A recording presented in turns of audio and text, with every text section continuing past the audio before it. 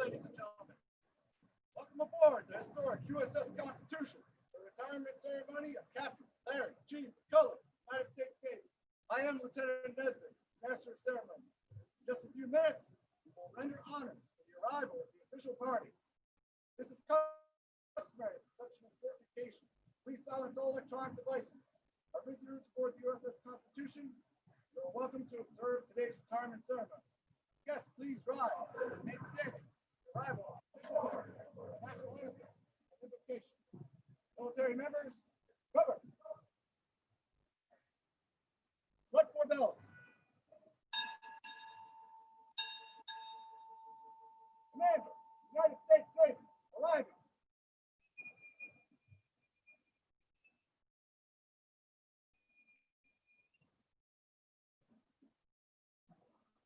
Strike 4 bells.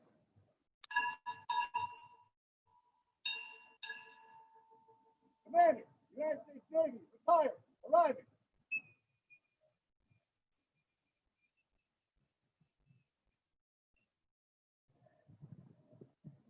Strike 4 bells.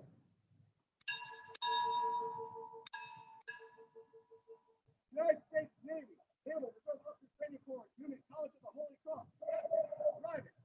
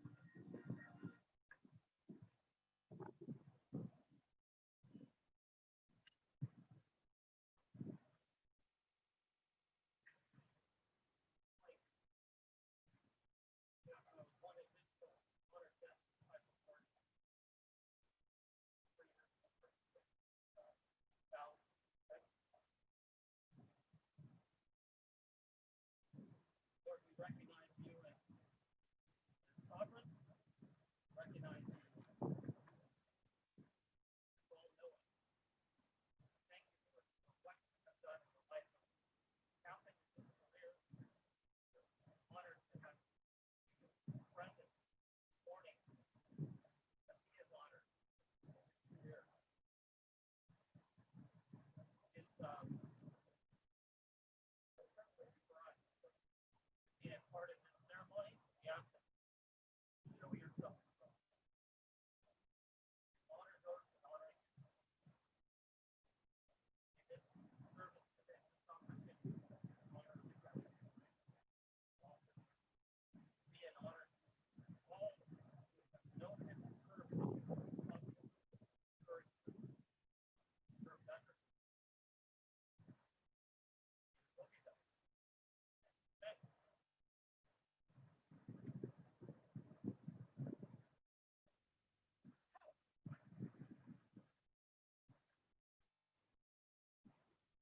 Ladies and gentlemen, please be seated.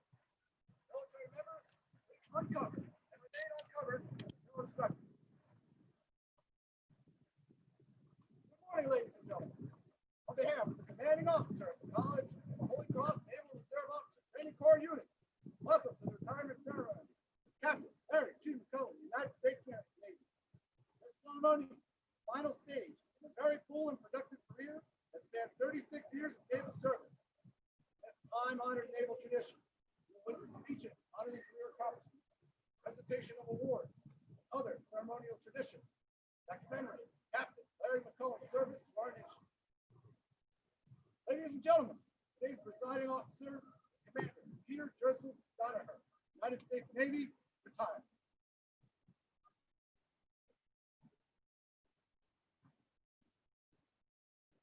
Good morning. I'm going to assume 6 feet is vet in front of the splash zone. So mask is off. Everyone's at ease. This day is about Larry, his family, his friends, and everything he's done along the way. I am truly honored to be here today for many reasons, but putting aside that I might be Larry's prom safety or his marriage safety, I was convenient and available. I still love this man. He's my brother, and I appreciate you inviting me to be part of your day. But this day truly is about Larry and the family that make it today. The sailors and Marines that have worked for and with Larry along the way, and those who were enough to spend time with him throughout his long career. If you're not aware, I know it was alluded to in the intro. Larry at one point was the world's oldest ensign, and going back to his enlisted days, I believe if you go down into the holds, you'll see his name carved. He's a flank owner of the Constitution. He's been around 1792 when you laid that down, I believe. Fought in the Barbary Wars. He's done a lot for our country. But the last 36 years is really focusing on here. And again, it is my pleasure to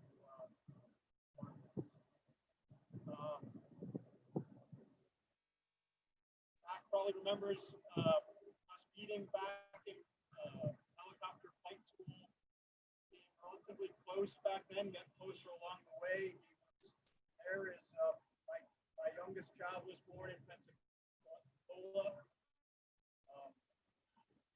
Babysat on more than one occasion. My young men are a little twisted from knowing Larry, but we all get that way, and I'm sure they'll be able to straighten themselves out like he's done. If you don't know, and I think many of you may, Larry's the first, and I'm getting serious now, Larry's the first hero I met when I was in the Navy. And I carried this story throughout my career, told it overseas, wherever we lived. And I don't know what brought up the story when I first heard it, but I carried it very proudly because I knew him. Larry is, if you look at his salad on his chest, he's a recipient of the Navy Marine Corps Medal for saving a family's lives in Pensacola. And fortunately for you, I have the award in front of me. So I'm just going to give those that aren't aware the benefit of what he did when he was a rescue swimmer, but this was in his off time down on Pensacola Beach. From the Secretary of the Navy, received this citation for heroism while serving at Naval Aviation Schools Command, Pensacola, Florida, 4 May 1991. Hearing a cry for help at Pensacola Beach, Petty Officer McCullen effected the simultaneous rescue of 2 drowning brothers approximately 100 yards offshore while battling a strong riptide, which nearly swept all 3 out to sea.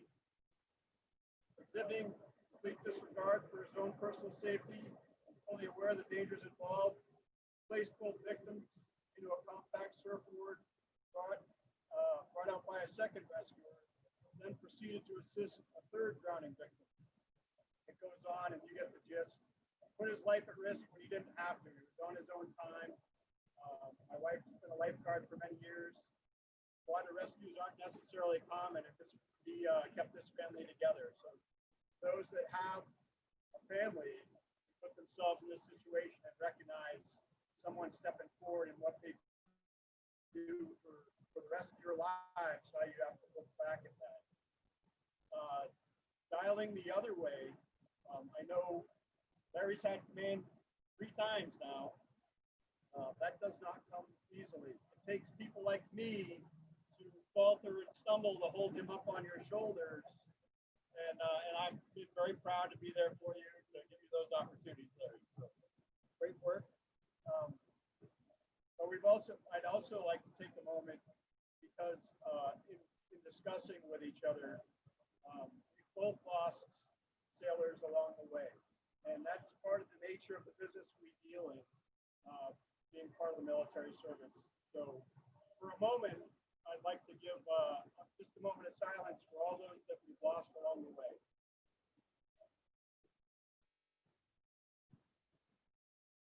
And I know, thank you. I know they've meant a lot to you, and they've meant a lot to me as well.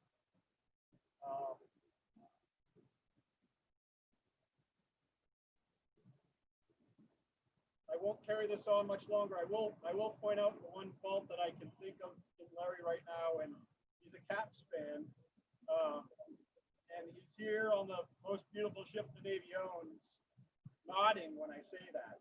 So obviously some work needs to be done, and I did write on Instagram to Charo to try to get him here, and I got no response because I made the mistake of telling him you're a CAPT fan. I'm pretty sure.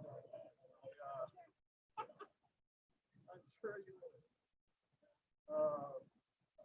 But from here, Larry has literally bought the farm. He's moving up to Maine, be where he should be with the good people of that state. And I'm in high hopes that we'll get to spend a lot more time with you and Ann as you settle into your new life. We're blessed to have you close enough to be able to see. I know it's been a long time there, but I hope to make the effort and prove that this is a common occurrence. In closing, I'd like to thank the crew of the ship as well for putting this on. I know that this is a challenge every time some new group comes on you're dealing with. But the ship looks great. It's a beautiful ship. It's the only ship I volunteered to serve on in the Navy, and I didn't get it. So I appreciate your time, and thank you so much, my friend.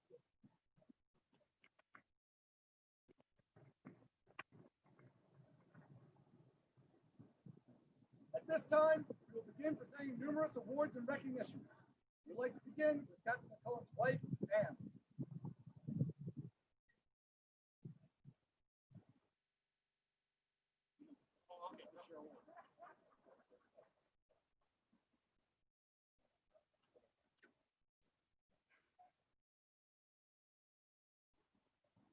All who shall see these presents, greetings. Miss Ann Raphael Alvin, given on the occasion of your husband's retirement after 36 years of naval service. I would like to recognize you for your efforts to ensure that his career was successful and rewarding. Without your encouragement and support, this milestone would have been difficult to achieve. Any partnership, the efforts of one cannot succeed without the full support of the other.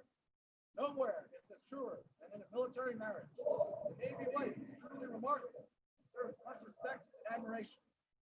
During your husband's career, you have shared many experiences, and I know that most you will remember with a great sense of pride. Together, you have shared the excitement of travel, finding new friends, learning new customs and cultures. You have shared the anticipation of his assignments and enjoyed the satisfaction of watching him complete them in all circumstances. While your husband devoted his time to the needs of the service, you devoted your attention to him. Together, you were a team that contributed measurably to the success of a larger team, the United States Navy. And I know you are justly proud of your husband for his many contributions to the Navy and our country. I want you to know that the United States Navy is equally proud of him, sincerely appreciates an equally challenging role as a Navy wife. I am sure you have many happy memories and many friendships to cherish. Remember, leaving active duty service does not mean that you leave those friendships behind. I sincerely hope you will remain a part of the Navy family. Given this 3rd day of July, the year of our Lord, 2020.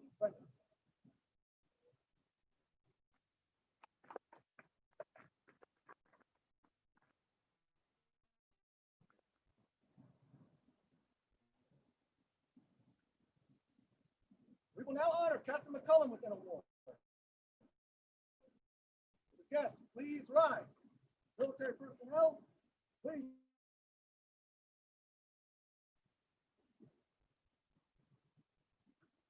Attention to awards. The President of the United States takes pleasure in presenting the Legion of Merit to Captain Larry G. McCullen, United States Navy, for service set forth in the following citation: for exceptionally meritorious conduct, for performance of outstanding service, commanding officer, Naval Reserve Officer Training Corps Unit, College of the Holy Cross, October 2018, May 2020. For his extraordinary leadership and initiative, he led a battalion averaging over 60 midshipmen through cross-county university. Strategic vision led the Naval Science Department to be a leader in the college's highly visible assessment initiative. Additionally, he led the inaugural session of sea trials, an NSTC-driven summer training program focused on basic shipboard damage control, swimming, and follow-on military indoctrination. Strategic vision set the stage for future summer training sessions, as well as standardizing training across the NROTC domain. Captain McCullen also introduced Warrior Toughness Initiative in the Midshipman Battalion, focusing on the holistic concept of the complete warrior. This initiative is designed to strengthen and develop more resilient professional officers to better handle the challenges of leading a modern naval fighting force. Captain McCullen's superior performance and duty highlights the culmination of 36 years of honorable, dedicated service. By his dynamic direction, keen judgment, and loyal devotion to duty, Captain McCullen reflects with great credit upon himself and upheld the highest traditions of the United States Naval Service. The President, John P. Knoll Jr., Vice Admiral, United States Navy.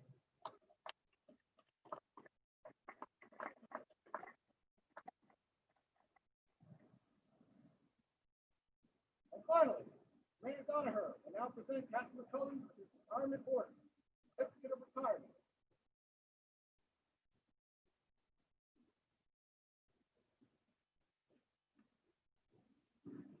Troopers Order 0490, when directed by reporting senior, detached, July 2020, from the NROTCU College of the Holy Cross, Worcester, Massachusetts. Proceed to home of selection. Relief of active duty effective 2400, 31st of July, 2020.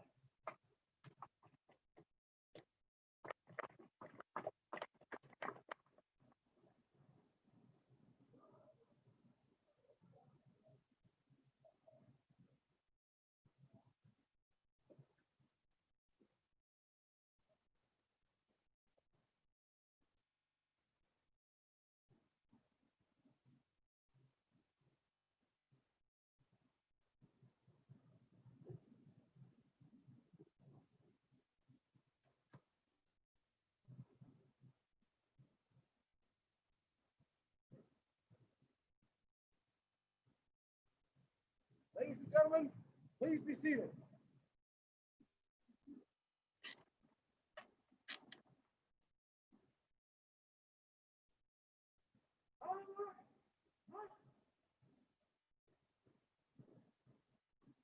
Detail assembly before you is preparing to present our national ensign to Captain McCullen. Members represent Captain McCullen's progression through the ranks.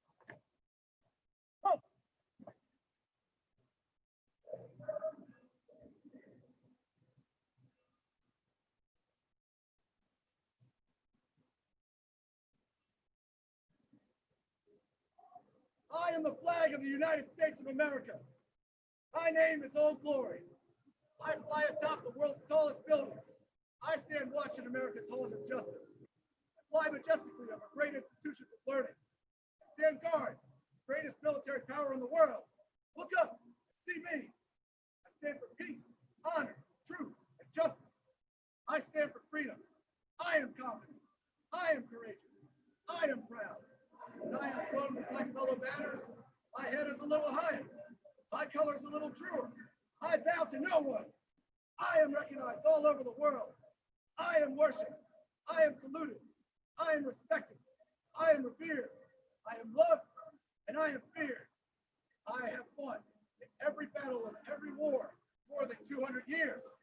Gettysburg, Wilderness, Spotsylvania, Cold Harbor, San Juan Hill, trenches of France, the Argonne Forest, Anzio, Rome, beaches of Normandy, Guam, Okinawa, Tarawa, Korea, Vietnam, Persian Gulf, Afghanistan, scores of places long forgotten by all, except by those who were there with me.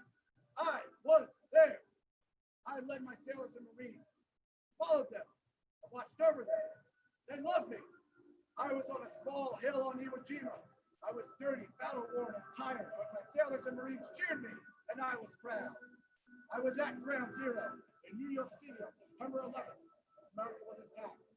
I was raised from the ashes of once proud buildings by brave firefighters, heroes who risked their lives to save others, showing all that America, although bloody, will never be beaten. Those who would destroy me cannot win, for I am the symbol of freedom, of one nation, under God, visible, liberty, justice for all. I have been soiled, burned, torn, and trampled on the streets of my own country. And when it is by those with whom I have served in battle, it hurts.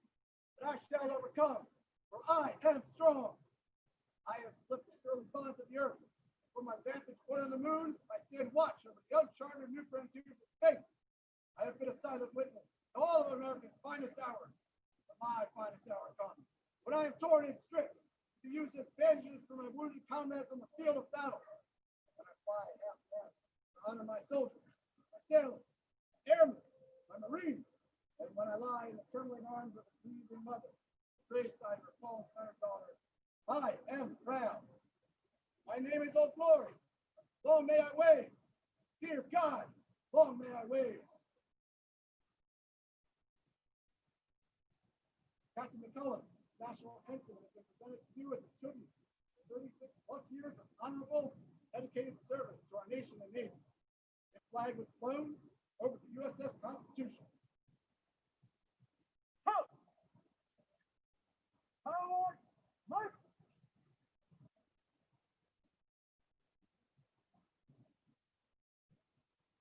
Ladies and gentlemen, please welcome to the podium Captain Larry McCullen.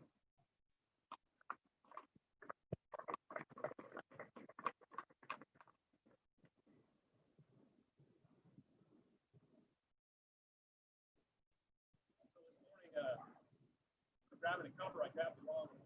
It's a little big, so rather than try to keep the balancing act going, I take that off and talk to you. You guys hear me in the back okay? Okay. First of all, let me say thank you to everyone. And I'm saying it, but I'll never be able to truly express to you the gratitude in my heart for everything that you've done to get me here today. That includes my ensigns and staff. That includes my friends. That includes my family. We don't do this alone. Too many times people think it's all about me. I got this, and I'm doing this career thing, and look at me, I'm great. They pin these medals on our chest. But it's really not about us. None of the things that I have accomplished, I've accomplished on my own. It's been through the training that I've received. It's been with others that serve, that have enabled me to do the things that I have been able to do for 36 amazing years. Sometimes I think about my first day in the Navy. I remember I got off a plane in Great Lakes, Illinois, and I got to the base at 3 o'clock in the morning, start my Navy career. And if you've ever been up in Chicago, they call it the Windy City for a reason. It was very windy. The snow was going by horizontally. It was snowing pretty hard. And they parked the bus in a manner that the bottom step right below it was a slush puddle. If you're from the Northeast, you know what a slush puddle is. My first step onto a naval installation was right into that 4-inch slush puddle, and I had water splash all the way up into the inner part of my thigh, and I started thinking to myself, man, have I made the biggest mistake of my life? But it wasn't. It was just, I guess, maybe that cold, that splash of cold water that really kind of let me know that I was in for a long haul. So, as I thought about what I want to talk about today, I mean, I've gone, from talking about the accomplishments of the country, the Constitution, all the things we've done. And quite honestly, I've been in the Navy for 36 years. So everybody, I hope you're comfortable because we've got a long career to cover, because I'm going to talk to you about everything I've done, that we've done, right? Actually, I'm going to pick some highlights, some really cool things. I'm going to tell you, I have partied with rock stars. Literally. I have watched fireworks with probably the greatest president in my lifetime, Ronald Reagan, 1986 on the deck of the USS John F. Kennedy.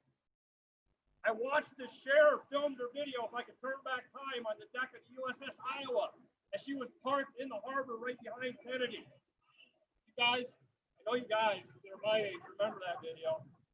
Okay. But I got to see like every take of that video, and they did a lot of filming and a lot of tape. But I'll never forget, in New York Harbor, we're there, it's 1986. France gave us the Statue of Liberty in 1886. So we're there not only for this big event, but we're celebrating the 100th birthday of the Statue of Liberty. There's ships all over the harbor. I don't think I paid for a beer in any pub. I mean, when you're an Irishman in Manhattan, you go into an Irish pub and you're wearing sailor whites, forget about it. What they would say all week long. I don't know what that meant, but that's what I heard all week long. But I didn't pay for a single beer. And then as I'm watching fireworks in every borough in New York, and this was a big deal back in that day because everything was synchronized with the computer. We were like, oh my God, they can do that? But all of the fireworks in every borough were the exact same color as they were being launched, and it was so cool. And I'm kind of walking to try to get a better vantage point, and I look to my right, and I see this older gentleman, and I'll never forget, he had a blue suit, white shirt, a little black stain running down the back. He obviously just had just 5 minutes put in his hair. And I realized that older gentleman was Ronald Reagan. And I'm standing right beside him. Secret Service guy kind of snuggled up close to me, but I'm standing right beside the President of the United States, watching fireworks on a U.S. Navy ship. I thought back to the recruiting commercials of my day. You know, join the Navy. It's not just a life, it's an adventure. And yeah, it was an adventure already.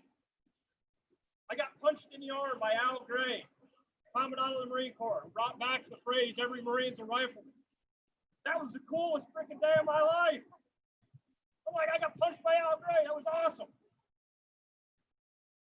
So it's been an incredible ride. That's 1986. 1991, 92. So Benny talked to you about the family, you know, in Pensacola Beach. I did what I was trained to do, folks. I don't even remember it.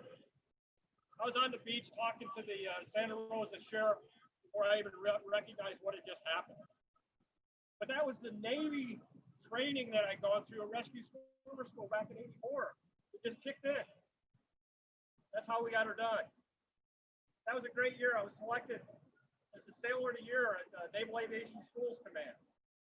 And then I also received word that I'm going to get a commission in the United States Navy.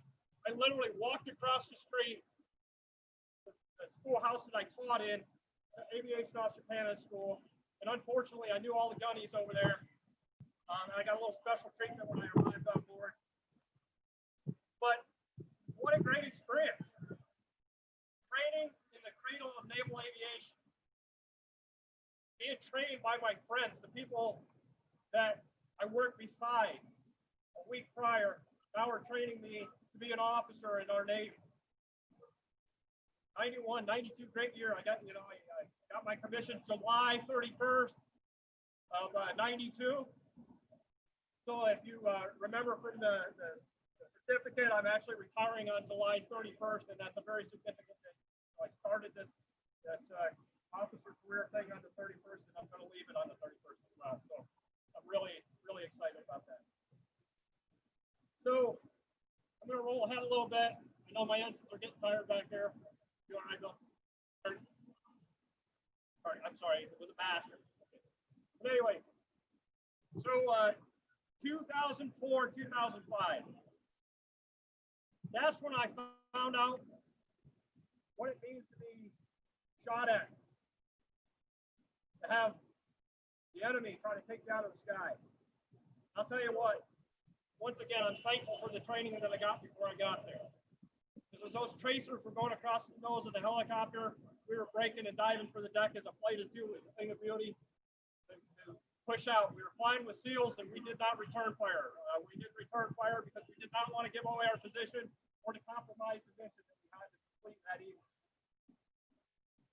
But I'll tell you, it was one of those things that you always wonder, how am I going to react? You know, the first time somebody shoots at me, I'm going to freak out. I'm going to lose it. I'm going to turn and run. And to have gone through that and realized, okay, I got this. Training kicks in, you do this. And we got the mission done that night. And I think back to the guys, what we were doing there, and I feel pretty good about that. You know, we're 2003 going into 2004, and then 2005. That stretch is probably the most professionally rewarding stretch of my career. Not only because we're flying SEALs in combat in Iraq, but I also got to blow up a range boat down in Ontek with a Hellfire missile, which was so cool. I'll never forget pushing the button on that missile, watching it launch off the rail, being so kind of excited because there's a little discharge that happens. Missile kind of ejects and gets itself separated from the aircraft, and then the rocket lights. Then it goes ballistic. And it comes down, and the next thing you know, you're looking at the laser. You want to make sure you don't take the laser energy off the boat. That missile just scared the crap out of you as it left the rail. Nope, there it is. Okay, we're good. We're still locked. And the next thing you know, you see the Charlie's Angel silhouette, as I call it. They had the silhouette of these people on the deck of the boat, and it looked like, remember the Charlie's Angel, probably, right? Like this. And they're just flying all over the place. So then, like I said, I get to blow up the range boat. I go to fly combat missions in Iraq, and then I get back, get ready to leave the squadron, and then Hurricane Katrina came to town. And we launched the 4 aircraft from our squadron, flew over to Pensacola, Florida, and when all said and done, at the end of the week, we had rescued 264 people from rooftops, from parking garages, from the middle of the street, wherever they were. And I'll tell you, I flew with giants there. And I say that not in stature of size, which you might think, but in the courage displayed by my air crew.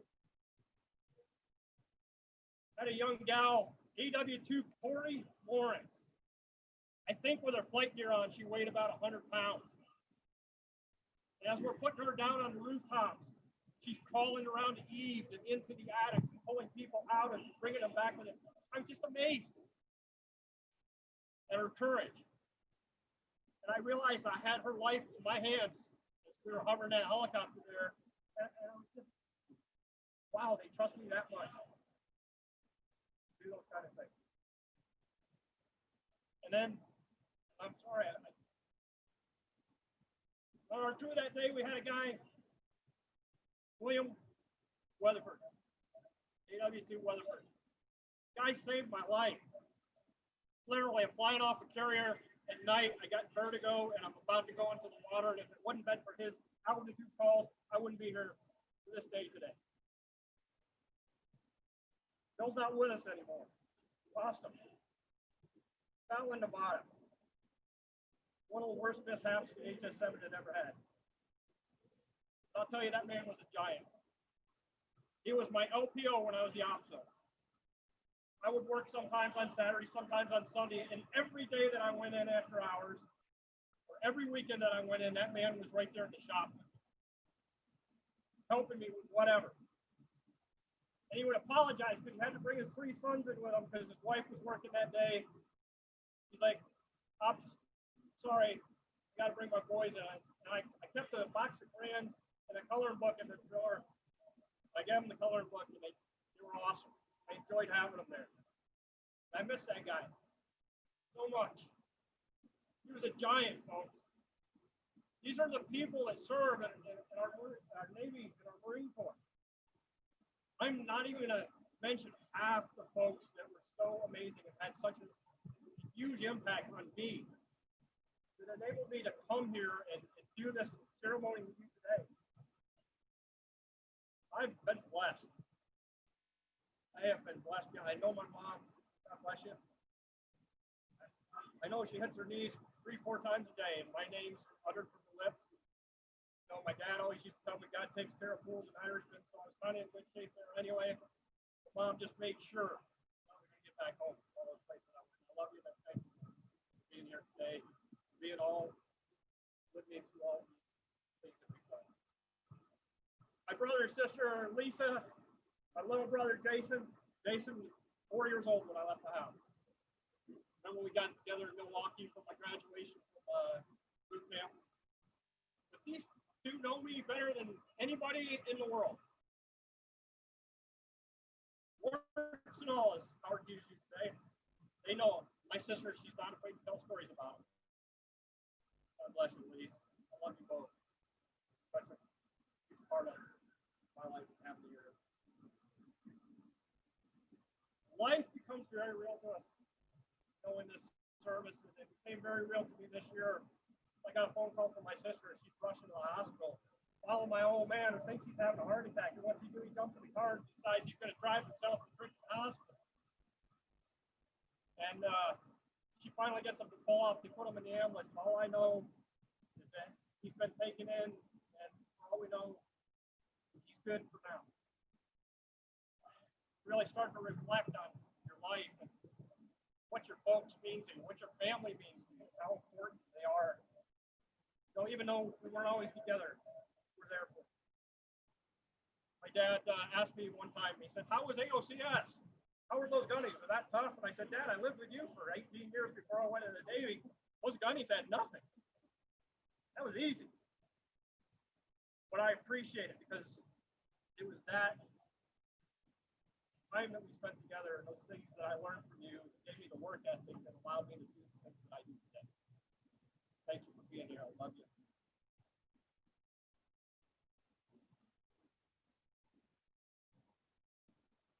Yeah. You guys, there's not an award big enough to give this woman. She has to put up with my idiosyncrasies. Y'all do too, but not to the level that she does. He has to watch my bad TV shows with me, and I watch the bad ones. You know, Finding Bigfoot, First One, Oak Island. You know, they all have kind of a familiar theme. It's this impossible thing that's never going to happen that I believe in, and I think that's okay because you know life is all about that. We look at our challenges and we're like, "That's impossible. I'm never going to be able to do that." What we do. We got a little help from the man upstairs. We got a little help from those people that are in our lives, and by God, we get it done. And I like to think that even though it's kind of weird with shows, it kind of tells you a little bit about what I believe in person. America's all about the underdog. We love the underdog. Capitals watched 40 years before they hoisted the Stanley Cup. But, I mean, you believe 1979, before I was even in the Navy, worst year in America. Literally. We had a energy crisis going on.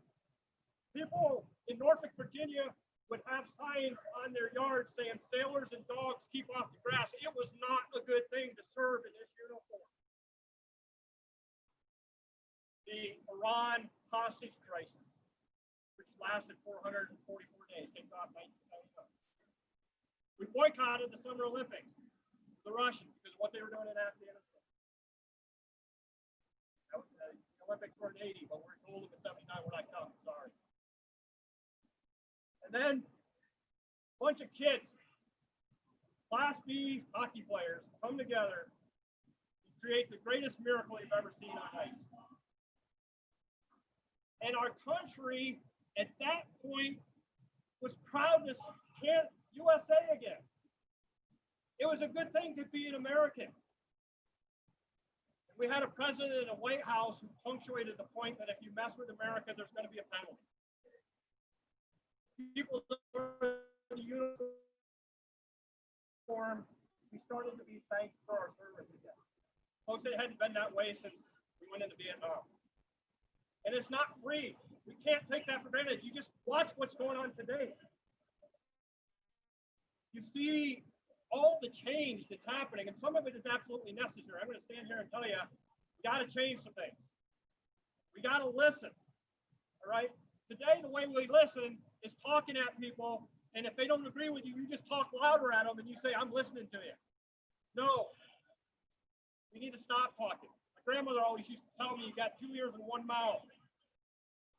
Ratio in which you speak and which you listen ought to be about the same. You ought to be listening twice as much as you're talking. We got to listen. We got to figure out what's going on with our fellow man. We have to think about how we can make this country better. This ship that we're on earned her stripes not too far north of here, a little southeast of Halifax, actually closer to Halifax, Canada than here. You know, the name Old Ironsides, cannonballs are bouncing off the sides of the ship as we're fighting with the HMS Guerriere. But before that battle even took place, you think back to the beginnings of our Navy. Our Navy. We didn't have one in the Revolution. We had, some privateers that, put some guns on, but the French helped us win that war from a naval perspective. We really earned our stripes in 1812. The ship is designed by a Quaker. You know anything about the Quakers? Quakers are anti-war. Why would a Quaker have anything to do with designing warships? What you think about that? We'll come back to that. I need to finish up, babe. You put up with my funny movies. You had to learn to communicate through clips of movies. When you deploy a lot in the Navy and you're an aviator, we do a lot of movie watching. So we learn to communicate with each other with phrases from the movie. Guts and Boots, Maverick. I've had a great career, folks. I really have, and I couldn't have done it without you. And 2013, I'm skating, playing hockey in DC, and I keep seeing this gal with yellow socks, ruined socks. She was a faster skater than me, and she gave me the best tape-to-tape pass that I've ever had in my life. Got a breakaway, going to the net, I see the left wing, all I see are flashy yellow socks going by, and I feel this firm pass as the puck rests on my stick, and bury it in the back of the net, skate around, and I come back, and I see a ponytail out of the back of the helmet. I'm like, wow, that was a girl who just did that fast. And I guess that's kind of when we started talking. We went to a Capitals game. We got beat by the Rangers, Betty. So. But she's been by my side ever since. She's visited me overseas. When I lived in Japan, I come back from Bonham Richard after a 2 or 3 month patrol. She's there waiting for me. Pulled the ship into Melbourne, Australia. And she's there waiting for me.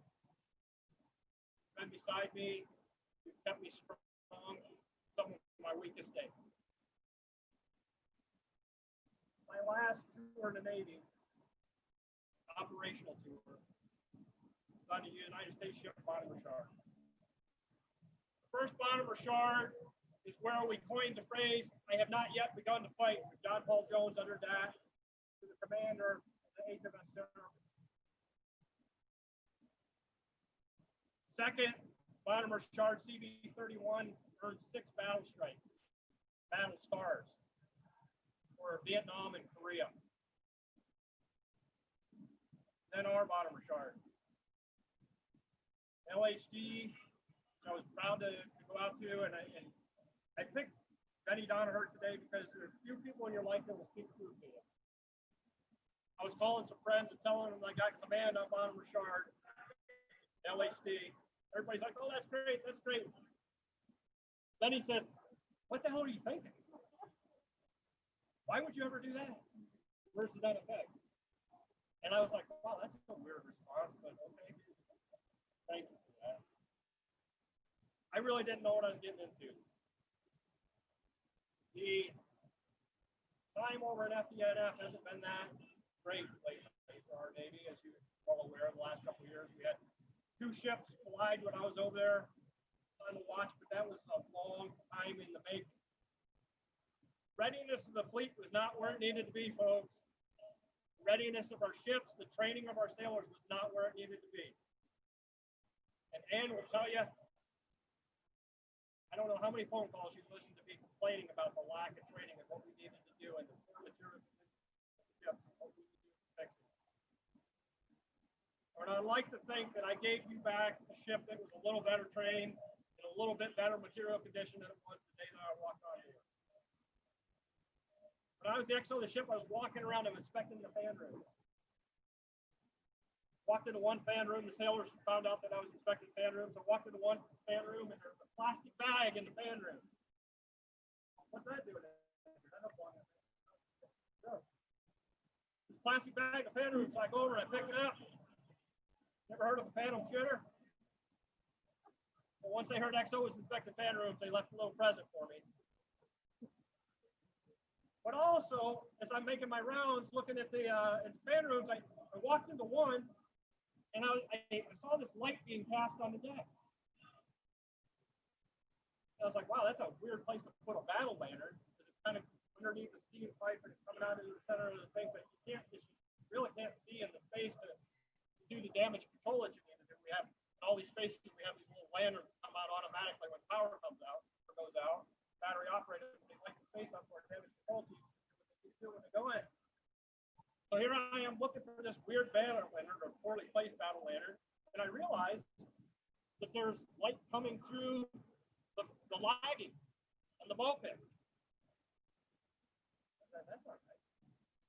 So as I peeled it back, I found a 10-foot crack that was 6 inches across at its widest point in the bulkhead of the ship. Fortunately, it was above the waterline, or we probably would have been sitting on the bottom.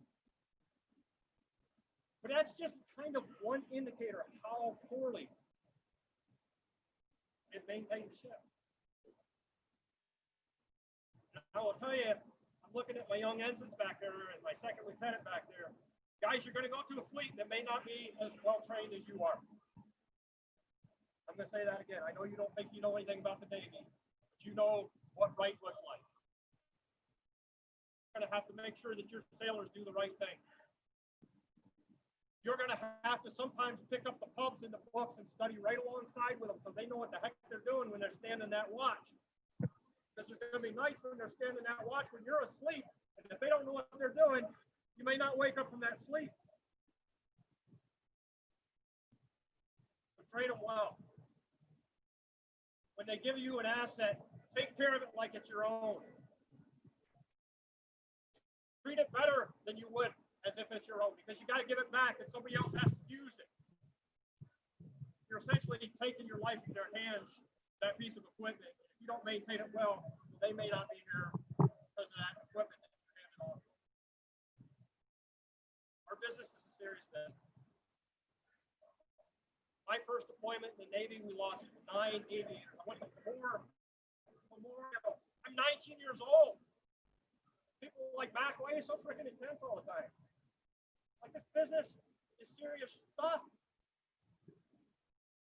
You don't know what you're doing if you don't train well, if you don't practice your art and stay on top of it all the time. Consequences are pretty severe. Why would Joshua Humphrey Waker design a ship like the USS Constitution, President, and the other our original 6 frigates? Why would he do that? He did it because of what that flag and what this country represents to the world and to its citizens. And he's willing to compromise a little on his religious beliefs to further that idea. That's what we need to do again today, folks. We need to go back to that concept of recognizing that when our founding fathers wrote to King George and said that all men are created equal, all men are created equal, that they're endowed with certain inalienable rights, among these, life, liberty, and pursuit of happiness. That applies across the board. It doesn't only apply if you look like me. That applies regardless of the color of your skin, regardless of your country of origin, regardless of your sexual orientation, regardless of your religion. What matters here, and we set the example, folks, what matters here is mission. And while that mission is different for our civilian counterparts, and our mission for our civilian counterparts is their families and doing better for those families. We got to listen, we got to understand, and we got to make sure that those rights, those inalienable rights, those promises made by that document that you and I sworn an oath to support and defend are upheld every day. We got to roll those things back into school. Teach our kids what those rights are. You know, the first 10 rights in the Constitution, the first 10 amendments, I should say, the Bill of Rights.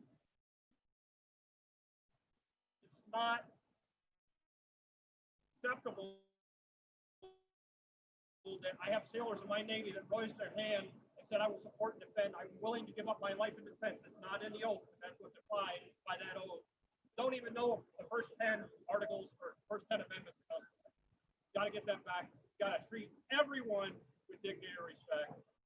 And we got to close them out and listen. Truly listen to those around us. And making sure that we're maintaining the watchful, by God, that we're making America great. She doesn't need to be made great again. She's always been great.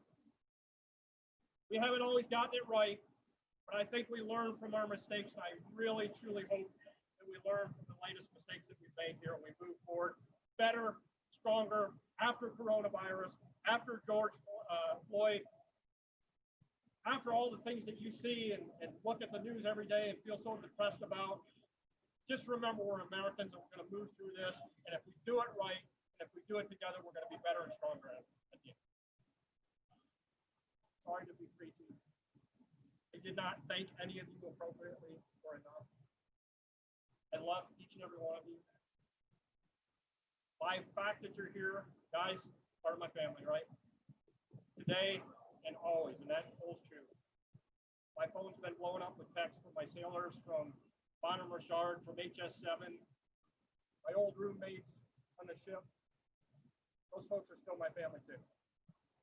If you're willing to raise your right hand, support and defend our Constitution, willing to die for the ideas that she espouses, if you're willing to bleed beside me in combat, and I can't think of you as any other way, if you're a member of my family, and I love you for it. I think I've talked way too long, but I didn't talk for 36 years, so you got that going. I yield my time to the gentleman from New Jersey. Thank you. Thank you.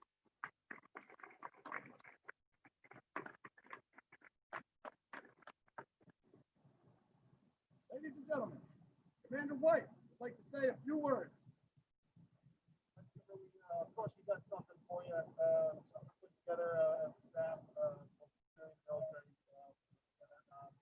So most of you know Skipper, Ken McCullen, Larry, aviators, you know him as Mac, or L Mac, or EL Mac. It's kind of tough to figure out which one to use sometimes. Perhaps now it should be based on your company, Mac. So we figured get something I stab at because when he would include me in emails that he really didn't need to. When he was talking peer-to-peer about some things going on, he wanted me to make sure I had awareness to. He would generally spell his call sign LMAC. I guess for Frank here, the Puerto Rican version of LMAC. So I got a guy who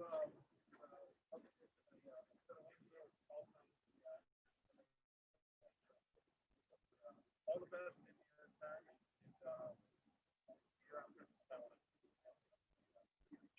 You got a military discount up there? Absolutely. 20% friends and family. Otherwise, we're not coming.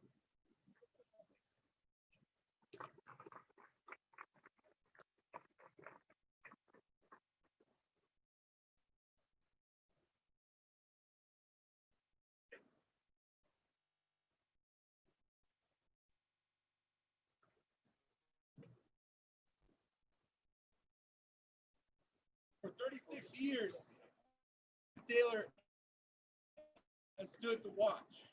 While some of us were in our bunks at night, the sailor stood the watch. While some of us were in school learning our trade, the shipmate stood the watch. Yes, even before some of us were born into this world, the shipmate stood the watch.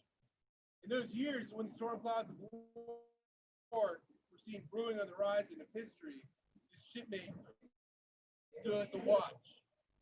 Many times he would cast an eye shore and see his family standing there, needing his guidance and help, needing that hand to hold during those hard times. But he still stood the watch. He stood the watch for 36 years. He stood the watch so that we, our families, and our fellow countrymen could sleep safely each and every night, knowing that a sailor stood the watch. Today we are here to say, shipmate, the watch stands relieved. Relieved by those you have trained, guided, and led. Shipmate, stand relieved, we have the watch. Boatsmen, stand by to pint inside, shipmate's going to shore.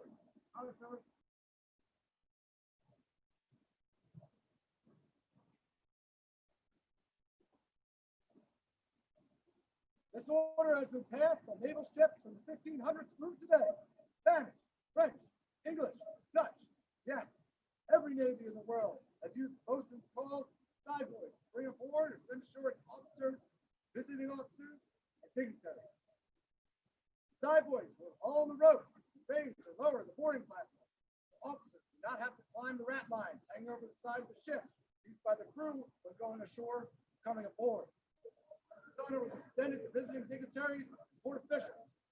It's not uncommon. The commanding officer of a ship order up the jolly boat, crew of 8 strong backs, sideboards, the boatswain send an old shipmate, fellow officer to a shore retirement home, never to sail on naval ships again. All hands on deck was passed. Speeches were made about great victories, battles fought upon the sea, raging storms weathered, and voyages to distant, strange lands, ports of call others only dreamed of. Then, fine sword, brace of pistols, rifle and musket, maybe a sea chest of fine wood, bound in brass was presented to remind him of crews, ships which he had served. Boatswain would stand tall the sideboards.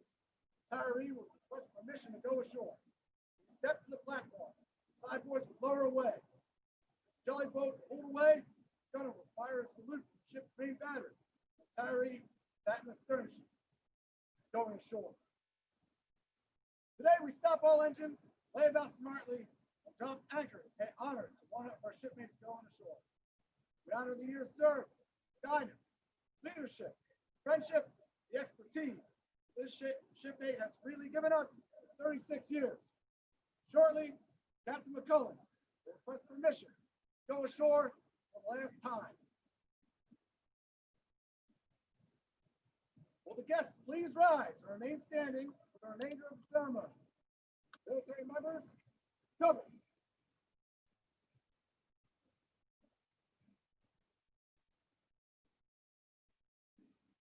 What an honor it was to hear the words of the captain. Let me just make one of his favorite passages in Scripture, Psalm 91. I would like to just read a few verses from that. Recognize that his success has come from a praying mom and a great God. He who takes refuge in the shadow of the Most High will be safe in the shadow of the Almighty. He will say to the Eternal, my shelter, my mighty fortress, my God, I place all my trust in you. For he will rescue you from the snares set by the enemy who entrap you, from deadly plagues. Like a bird protecting its young, God will cover you with his feathers. He will protect you under his great wings. He too is an aviator.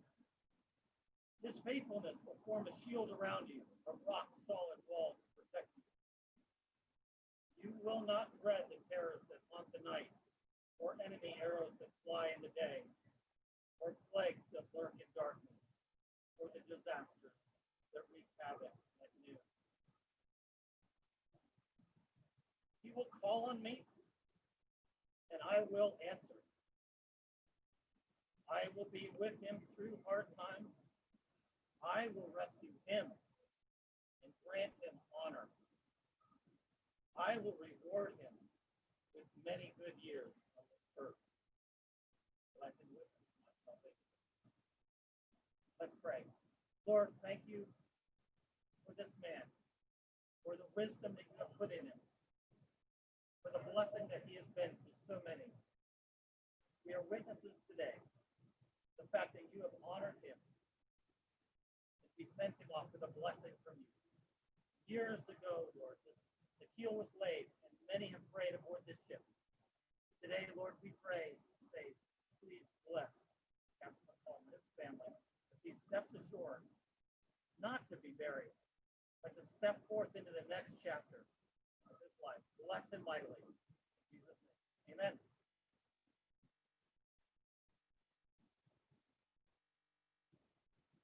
Captain McCullen would now request permission to go ashore from the presiding officer.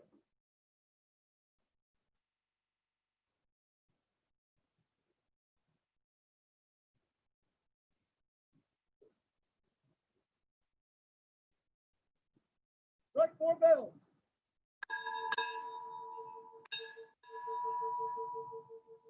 Captain Larry McCullen, United States Navy, retired. Depart.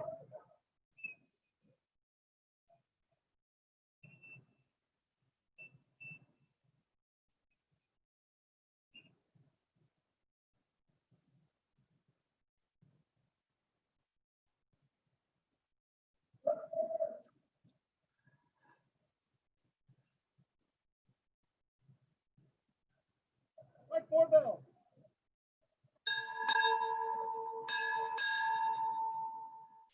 Captain Larry McCullen, United States Navy, retired, and family departing.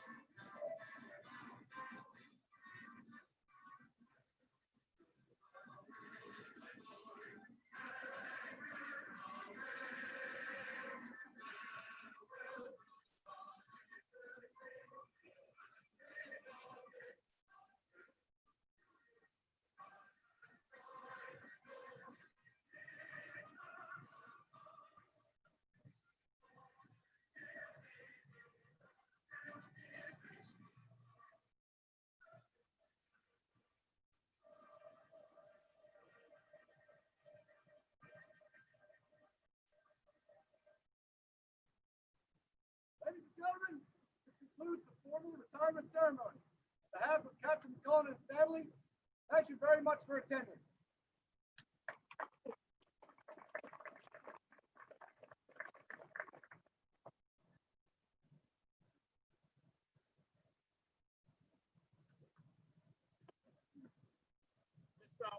I think everybody's aware, but 1 o'clock today, 349 Prospect Street, Flamingdale. We're gonna have some barbecue. We might have a beer or two.